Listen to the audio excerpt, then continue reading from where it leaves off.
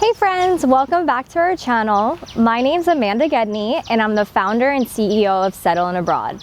At Settle in Abroad, we help people relocate to Thailand to teach English, to work remotely, and to even set up their own companies. Today we will be talking about the 5 visa mistakes to avoid in Thailand. Because everyone talks about the different types of visas you can get, myself included, but this is some experience I want to share with you from my 4 years living in Thailand and from what I know from working in the legal visa industry in Thailand. Okay, so if you are new to the channel, hit subscribe, hit the bell, be notified every time we upload new videos once a week.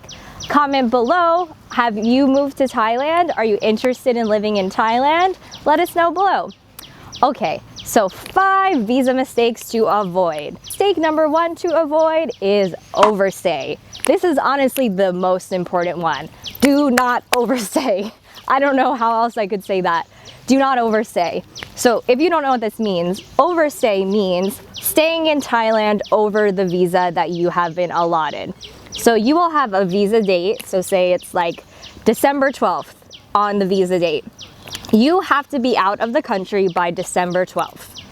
If you leave on December 13th and either show up at the airport or the bus terminal if you're traveling internationally, they're going to say you overstayed. So that means you have to pay 500 baht, which is about 15 US dollars per day that you overstay. That amount of money might not seem that much to you, but the bad thing is getting the red overstay stamp into your passport. Because if you want to live in Thailand long term, or even if you just travel to Thailand, say like once every other year or something, if you have an overstay in your passport, it shows the immigration or whatever consulate that's giving you a visa that you didn't adhere to the visa rules. So by seeing one overstay stamp in your passport, anyone could decide that they don't want to give you a visa. So it's super, super important to never overstay. And to be sure to not overstay, just take a look at the date in your passport. Okay, number 2 to avoid. Make sure you know the rules of the visa that you're on, because every visa has different rules. Like there are business visas where you have to leave every 90 days. So if you have to leave every 90 days, that means you have to physically leave the country. There are other visas that you have to check in every 90 days. And that means that you just have to report to immigration wherever you're living in Thailand every 90 days. And you're basically saying, I'm still here. This is my address. Nothing has changed.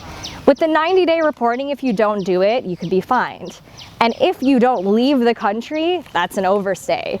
So be very clear as to what the rules for the visa you are on is. And of course, with my help and the paralegal MJ, we will make sure you understand the visa rules. However, no matter what visa agency you hire, anything, it is your responsibility to know what your visa rules are. Because at the end of the day, it's your passport, it's not the visa agencies. You want to be doing the right thing in the country that you're visiting.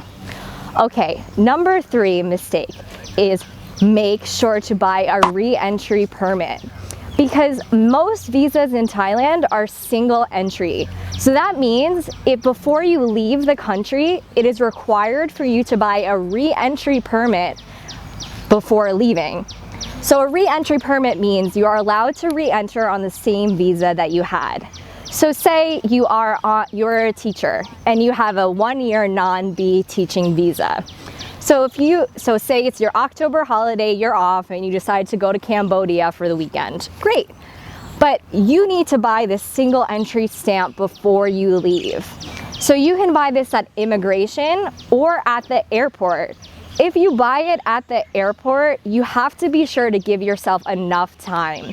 Because if there's a long line to get the re-entry permit, then you might miss your flight and then that's terrible. So be sure that you either get the single entry permit in immigration or in the airport. The single entry permit costs 1,000 baht.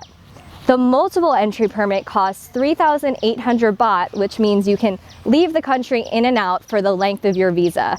However, depending what visa you're on, you might not want to get the multiple entry because you may never use it enough times to make the 3,800 baht, which is about like 120 USD. It might not be worth it. It might be better just buy the $30 one, the 1,000 baht one every time. So again, if you don't buy a re-entry permit, then if you leave the country and you want to re-enter, your visa's gone. So some visas are multiple entries, so then they don't require you getting a new re-entry permit, like the Smart Visa is multiple entry. There's a non-B multiple entry visa. Again, it comes down to knowing what the rules of the visa is that you're on.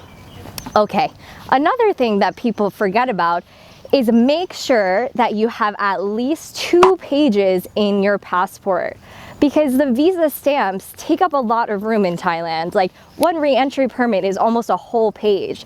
So before you leave in your travels to Southeast Asia, be sure to get a new passport if you're running out of pages. Because in the past, at least for US passports, they used to be able to just put more pages into the passport if you run out of pages, but that's no longer the case. You have to buy a full new passport. So be sure that you have at least 2 pages. Before you're traveling, I would say at least have 6 pages so you know you're really set. Okay, and number 4, make sure that your passport is valid for at least 6 months, because you will not be allowed on a flight if your passport is going to expire in 6 months. Like if you're in New York, and even if you're trying to go to Bali or anywhere, if they see that your passport is not valid for 6 months, they are not going to let you on the flight. So it's really important to notice when your passport expires, because depending on what country you're from, it is possible to get a new passport in Thailand, but it depends where you're from, because other countries require that you get the passport in the country where you're from. So it's super important. Just be very, very careful. You don't want to overstay. You don't want to not check in every 90 days. You don't want to be fined, because at the end of the day, it doesn't come out to the amount of money you have to pay. It comes out to the stamps in your passport, and you do not want any overstay stamps. I can't say that enough. And I think that it's difficult to keep track of all of these visa laws as a foreigner. That's why I'm here to share with you and to help you. So please set up a consultation below. The link is below. I can help you get a long-term visa. I can help you with anything you need to relocate to Thailand and really settle in. My goal is that you learn from other people's mistakes and not your own. There's enough people have made mistakes. People have overstayed for years and it's bad, and they paid big fines and it's terrible. So let that not be you, and really be a responsible foreigner living in a foreign country that is not your home. So thanks so much for listening, and give us a like, comment below, and subscribe to our channel. Thanks so much, and I'll see you next time. Thank you.